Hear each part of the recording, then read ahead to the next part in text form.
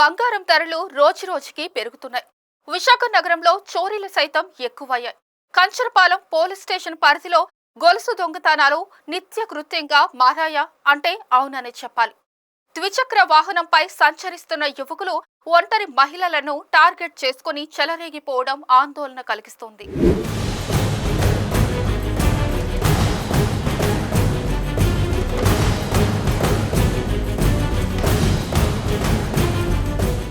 శివారు ప్రాంతాలు రద్దీ తక్కువగా ఉండే ప్రదేశాల్లో ఇలాంటి ఘటనలు జరగడం కలకలం రేపుతోంది. 5వ పట్టణ క్రైమ్ పోలీసులు నిఘా లోపంతో తాళాలు వేసిన ఇళ్లనే లక్ష్యంగా చేసుకుని దొంగతనాలకు పాల్పడి దొరికిందంతా దోచుకుపోతున్నారు. 9వ తేదీ రాత్రి కరాసాలో తాళం వేసిన 5 ఇళ్లల్లో చోరీకి పాల్పడి 11 తులాలకు పైగా బంగారం, 25 తులాల వెండి, కొంత నగదు అపహరించారు. గత నెల 17న కంచరపాలెం స్టేషన్ పరిధిలో Gnanapuram, Kancharapalem industrial estate, Birla junction ఇలా 4 చోట్ల ఒకేసారి ద్విచక్ర వాహనంపై వచ్చిన 2 వ్యక్తులు 4 మహిళల నుంచి సుమారు 13 తులాల బంగారం గొలుసులు తెంపుకుపోవడం సంచలనమనే చెప్పాలి.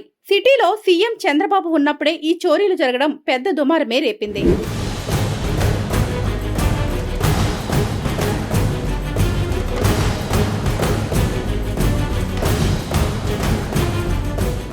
రెండు నెలల క్రితం తాటిచెట్లపాలెం, కంచరపాలెం, ఐటీఐ కూడలి వద్ద రాత్రి సమయాల్లో అటుగా వెళ్తున్న వాహనదారులపై దొంగలు దాడి చేసి వారి నుంచి నగదు, మొబైల్ ఫోన్లు అపహరించుకుపోయారు. పలుచోట్ల సీసీ కెమెరాలు ఏర్పాటు చేసినా పెద్దగా ఫలితం కనిపించడం లేదు. సెలవుల సమయంలో పలువురు ప్రజలు ఇళ్లకు తాళాలు వేసి ఇతర ప్రాంతాలకు వెళ్తూ ఉంటారు. పోలీసులు గట్టి బందోబస్తు ఏర్పాటు చేసేలా చర్యలు చేపడితే దొంగతనాలను నియంత్రించవచ్చునని పలువురు చెబుతున్నారు. జ్ఞానాపురం వైపు రైల్వే స్టేషన్ రోడ్డులో ఇటీవలే టౌన్ అవుట్ పోస్ట్ సైతం ఏర్పాటు చేసినా చోరీలు తగ్గకపోవడం ఆందోళన కలిగిస్తుందనే చెప్పాలి.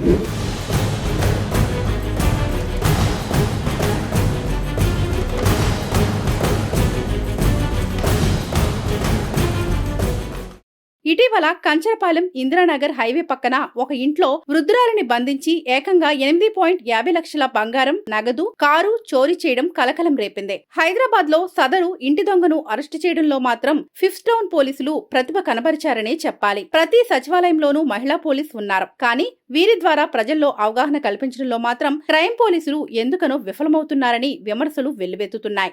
ఎవరైనా ఊరెళ్లే ముందు LHMS యాప్ ద్వారా పోలీసు నిఘా పొందే సదుపాయం ఉందని కూడా ప్రజలకు తెలియడం లేదంటే ఫిఫ్త్ టౌన్ క్రైమ్ పోలీసుల ప్రచారం ఏ స్థాయిలో ఉందో ఇట్టే అర్థం చేసుకోవచ్చు. ఈ స్టేషన్ పరిధిలో చోరీ కేసుల్లో రికవరీ కూడా అంతంత మాత్రంగానే ఉంటుందని సిపి శంకబ్రత బాగ్చీకి మొరపెట్టుకోవాల్సిన పరిస్థితి నెలకొందని ఫిర్యాదుదారులు ఆందోళన చెందుతున్నారు. విశాఖ సిటీలో ఎక్కువ దొంగతనాలు ఎక్కడ జరుగుతున్నాయంటే 5వ పట్టణ పోలీస్ స్టేషన్ పరిధిలోనే నిరభ్యంతరంగా చెప్పాలి.